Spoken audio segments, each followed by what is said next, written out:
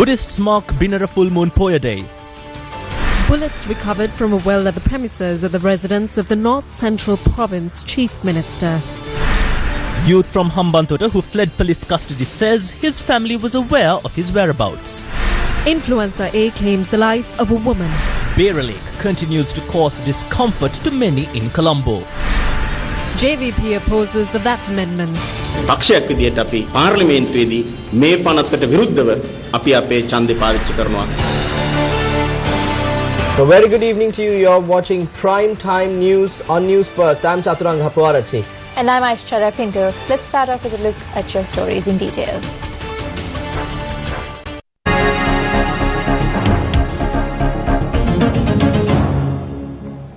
A book penned by President's Counsel Hemantha Warnakulasuriya was presented to the President yesterday. The book is a compilation of articles penned by President's Counsel Hemantha Warnakulasuriya to a newspaper. අධිකරණයේ වෙන දේවල් නීතිඥ සංගමයේ වෙන දේවල් ගැන Legal matters and matters of the bar which you are not aware of and are secret in nature were published in a column in the Sunday Times newspaper. Articles published from 1997 to 2002 are in this book. The first result of an attempt made by the political authority to take over the independent judiciary is to appoint an associate to the Supreme Court. The younger generations and the young lawyers may not even be aware of matters that I have written. තරුණ නීතිඥවරුන් නොදන්නා කරුණු බොහොමයක් තිබෙනවා. A cache of bullets were discovered from a well located in the premises of the North Central Province Chief Minister's official residence. Police said that employees of the official residence of the Chief Minister had made the discovery when they were cleaning the well this afternoon.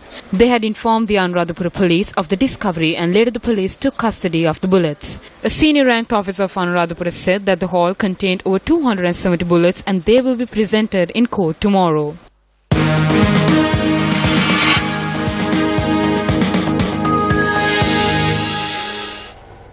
In a new turn of events, the youth from Hambantota who went into hiding evading police custody and later surrendered has told law enforcement that his family was aware of his whereabouts.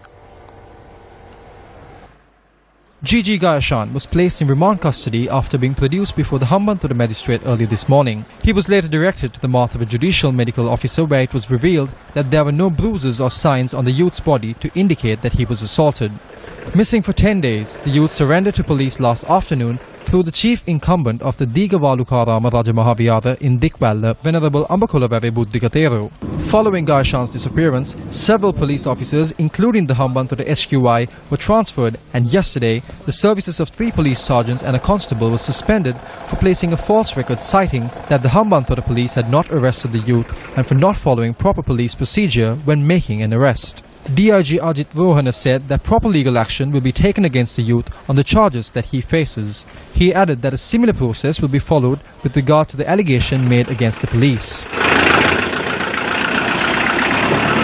Today, News First visited the residence of the youth in question in order to obtain a statement from his family and relatives.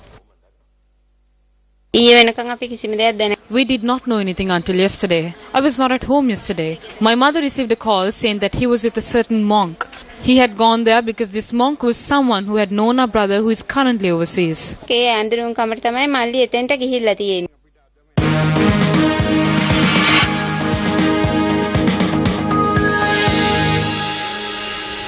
The Ceylon Electricity Board has decided to compensate the residents of Pitwala in Alpitia for the damage that was caused to their electrical appliances as a result of a high voltage leak.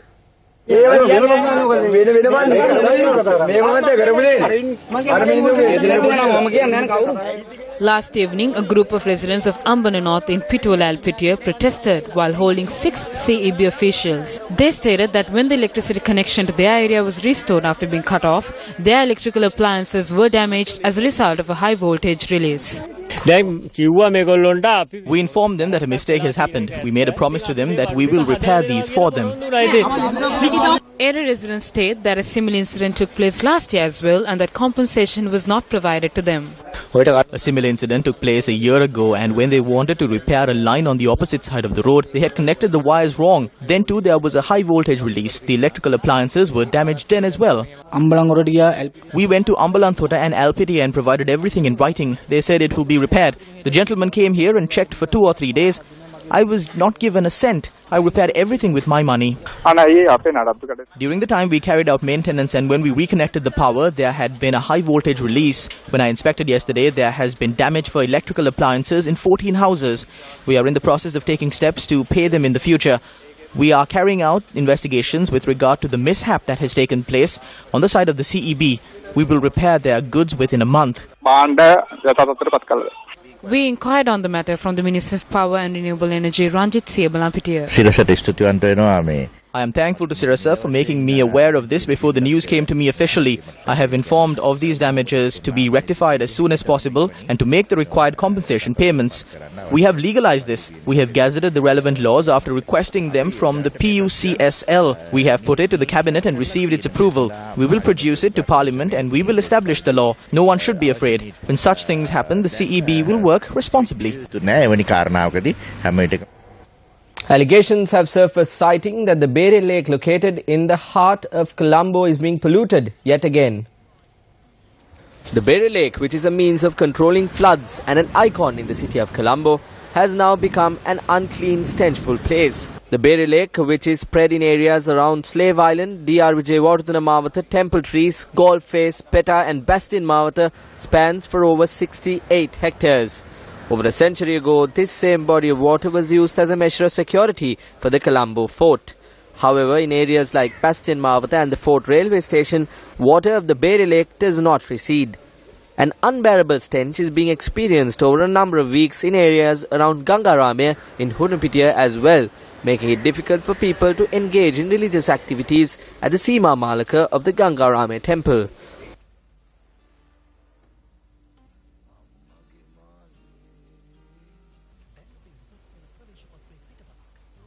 In the 1990s, this had clear water. We saw recently during the Prime Minister's visit to Singapore that he is to launch a project with regard to this lake. We hope that the government will provide a lasting solution to this issue. The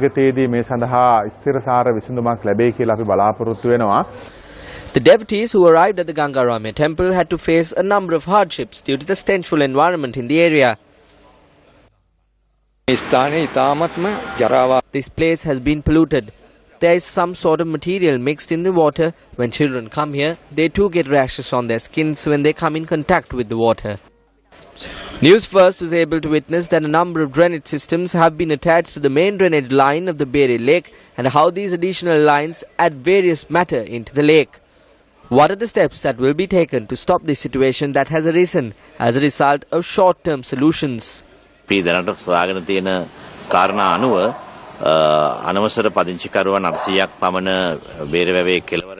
From the details we have gathered, there are around 800 illegal residents at one side of the Bere Lake.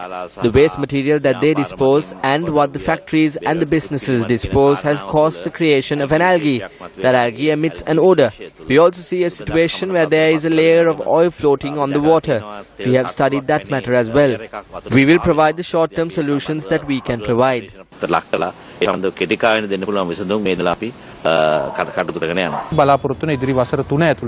We hope to clear the area surrounding the Bere Lake and the Bere Lake itself within the next 3 years. We will convert this area into a commercial centre.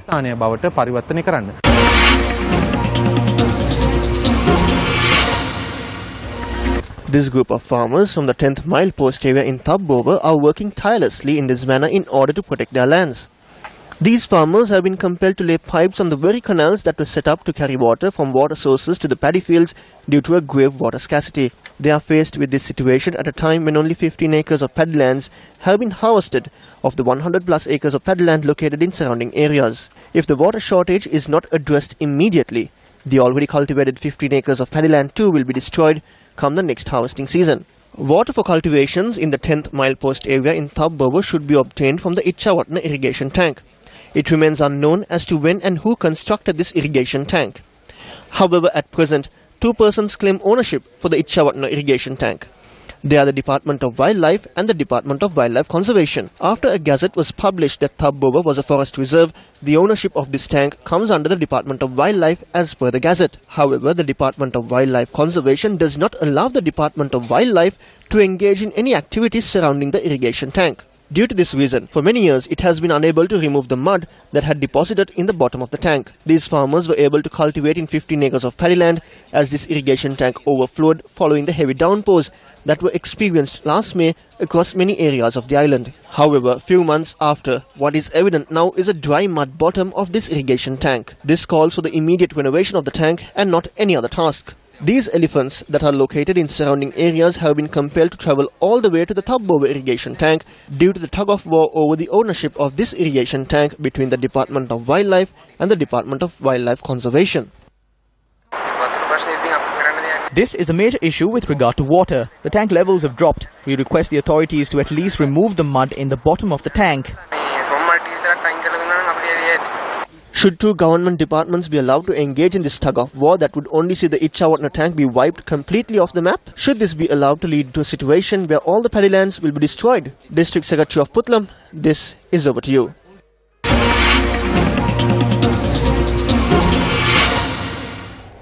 The aim of carrying out high-quality development work is the expectation of receiving a long-term benefit. However, a substandard road that was constructed in the Ambakote area in Kandy has led area residents to take to the streets.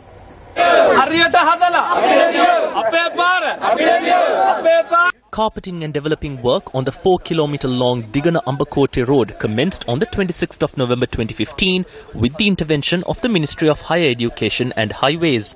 However, heavy vehicles driving atop the road while it was under construction has caused serious damage to the road. Even last night, 2 cargo container trucks travelled along this road. Therefore, we cannot construct this road to a high standard. As a result, area residents charge that the 101 million rupees allocated for the construction of this road could go to waste.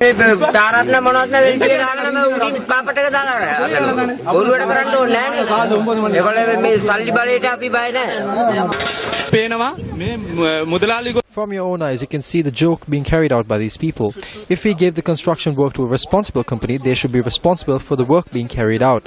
However, they aren't. They do not have an issue even if they lay the carpet today and it is broken by tomorrow. These people survive only on money. That sand does not fall on the road but on the people.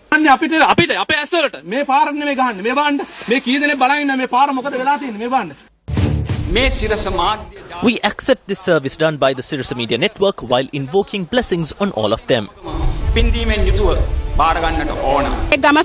Village development leads to the development of the country. Do what you can, even if it takes another 1,000 days. These are the things that politicians do not do.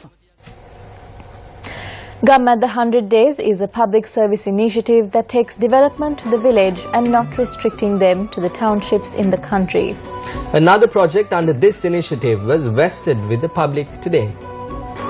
The Gum at the 100 Days initiative, Day 59.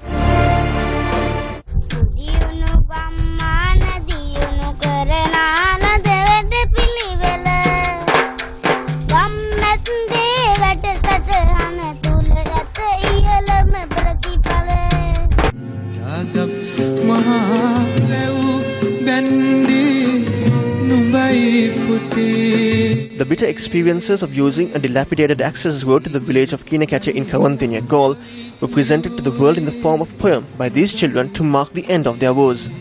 For years, the people in this village fell victim to the political authority and intimidation of officials. However, within 20 days, this project was completed because we are committed with the people, for the people.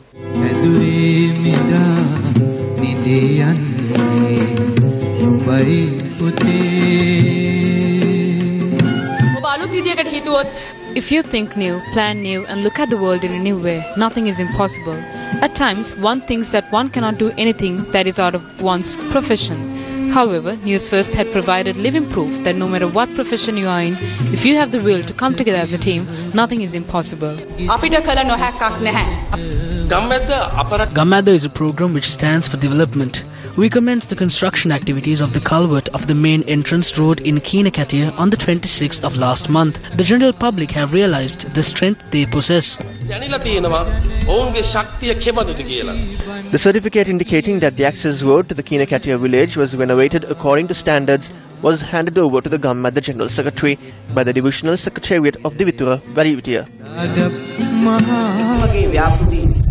Once we hand over this project to you, you have the authority to protect and maintain this. My dear sons and daughters, you now can take a step on this culvert without any fear, because Newsfirst has now given you the strength you need. Another concept of the Newsfirst Gamma, the 100 Days Initiative, is to enhance the knowledge of the children in the country, and books are distributed today with the participation of members of Newsfirst.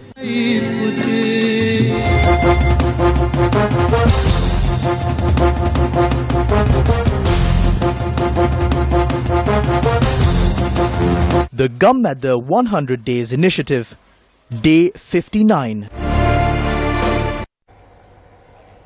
Binara full moon Poya occupies a significant place in the history of Buddha Sasana, as it is on this Poya day Bhikkhuni Sasana was founded. It was on Binara full moon Poya day that Mahaprajapati Gautami, with 500 wives of princesses, requested the Blessed One for the third time be allowed to enter the order. After laying down the 8 tenets of the code to be followed by the Bhikkhunis, Lord Buddha granted permission for the women to enter the order.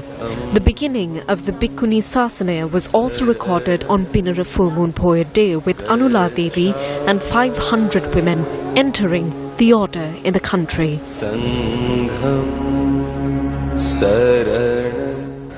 The government raised the special commodity levy imposed on imported sugar from midnight yesterday. A communique issued by the Ministry of Finance states that the special commodity levy imposed on a kilogram of imported sugar will thus be increased by 1 rupee and 75 cents. Meanwhile, the communique states that a special commodity levy of 15 rupees will be imposed on a kilogram of brown sugar from midnight yesterday. The communique further states that even though the tax on imported sugar had increased, this will not affect the 95 rupee per kilogram maximum retail price imposed on the sale of sugar. In its communique, the Ministry of Finance says that strict action will be taken against traders who sell sugar exceeding the controlled price. Based on the recommendations of a cabinet subcommittee, a maximum retail price was imposed on 16 essential items to help improve the cost of living. Propaganda Secretary of the JVP, MP Vijitha Herath, convened a media briefing today. There is a contradiction between what was done and what was said. The imposing of the VAT and the nation-building tax is totally unfair. They had mixed it up and got it wrong the first 2 times, and the cabinet has approved it now the 3rd time. The ministers of the SLFP said that there are shortcomings in this and that they too do not like it. They said that they presented their suggestions as well, and that if their suggestions were not accepted, they will not approve this. Now the SLFP ministers are saying that the new act came with their suggestions as well. There is a new tax on international calls. There are taxes on milk powder as well as air tickets. The parliament goes along with this unjust taxation. The JVP spoke of this back then as well. The imposing of VAT is not fair. We will vote against this in parliament as a party. පාර්ලිමේන්තුවේදී මේ පනතට විරුද්ධව අපි අපේ ඡන්දේ පාවිච්චි කරනවා. රටක් ප්‍රායෝගිකව කරවනකොට රටක සංවර්ධනය කරන්න ජනතා අවශ්‍යයි. When a country is being governed, taxes are required to develop the country and ensure the people's requirements are met. If there is a way to remove taxes, the Sri Lanka Freedom Party, which has a far more greater voter base than the JVP, will be willing to do that. However, in a bid to go beyond that point and reach development, we have reached an agreement to ensure that these taxes are subject to amendments in 9 months. We promise to be committed to provide relief to the general public. Minister of Housing and Construction Sajid Premadasa also commented on the government's decision to increase value-added tax. We need funds to build roads and schools, to develop education and healthcare, and to construct houses. The funds are generated by the state from the tax policy of the country. The former president and his band of rogues are going around the country saying that the government of good governance is up to no good and that they are increasing VAT and burdening the people. Today we are in debt to the tune of billions of rupees. We have to repay loans at excessive interest rates. On the one hand, the government must also work on development activities. රජයක් හැටියට සංවර්ධන වැඩ කටයුතු කරන්න තියෙනවා. The minister was speaking at the opening ceremony of the new bridge constructed across the main canal in the Virwala new town, which was done at a cost of 29.2 million rupees. Ruwan Wijewardena, the State Minister of Defence, expressed the following views at an event today on the outcome of the London Conference on UN peacekeeping held recently. We hope to deploy several Sri Lankan military personnel on peacekeeping missions in Mali. We also made a request to enhance the country's representation in peacekeeping missions. We received a positive response to that request. It was also announced that the United Nations would join with us to provide the necessary equipment for the peacekeeping missions. Well, with that, we wrap up news for tonight. It was a pleasure having you with us. I'm Chaturanga Puarachi. And I'm Aishwarya Pinto. Good night.